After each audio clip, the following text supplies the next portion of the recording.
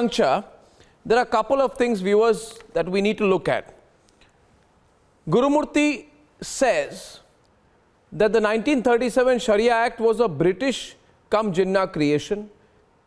He comes up with explosive revelations that Jinnah actually brought in a lot of Hindu customs into the 1937 Sharia Act because he wanted to defend his own vast property in India.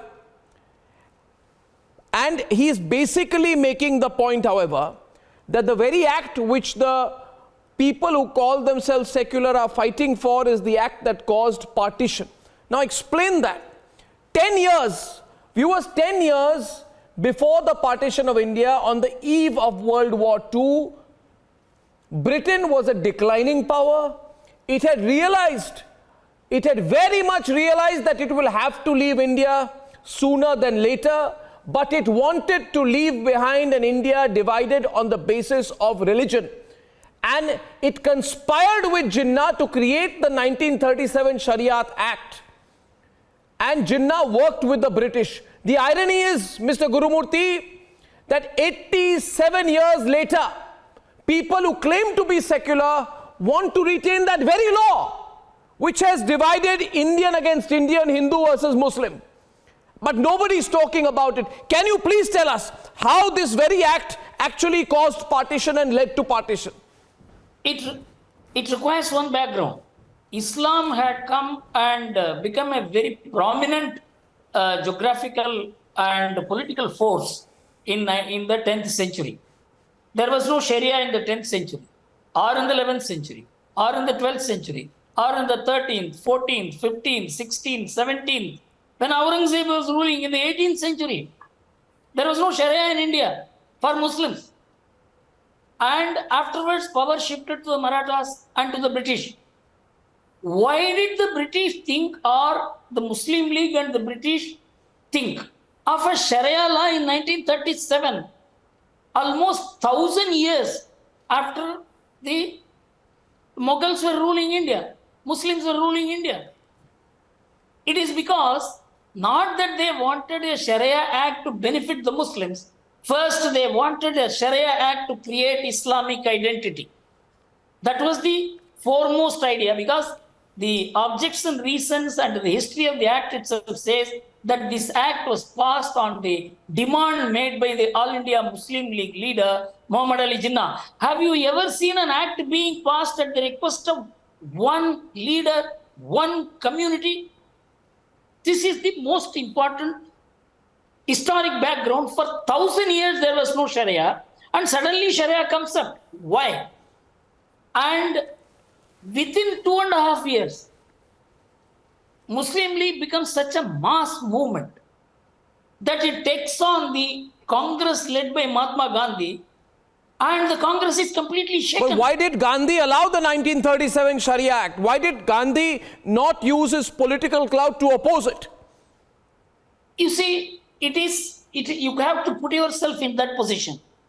The British the British, which opposed the Muslims in 1923, felt it is no use opposing the Muslims, we should co-opt them, because Mahatma Gandhi had co-opted.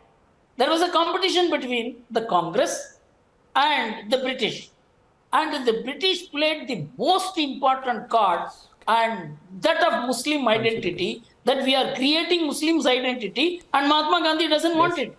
So Mahatma Gandhi did not want to put himself in that position, and he relied on the Devbandi school of thought to come in his defense, but they all kept quiet. It is Jinnah who succeeded. The entire Devbandi school, which was supporting Mahatma Gandhi, completely failed to check the shift of the Muslims to the combination of British and Jinnah. So this irony is, Mr. Gurumurthy, and my last question to you is that in the context of this debate, I do not think the very idea or purpose behind a uniform civil code has been properly represented.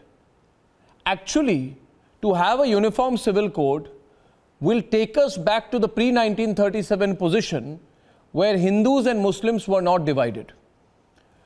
To not have a uniform civil code will lead to the continuance of a situation where Jinnah's view of what India should be will continue.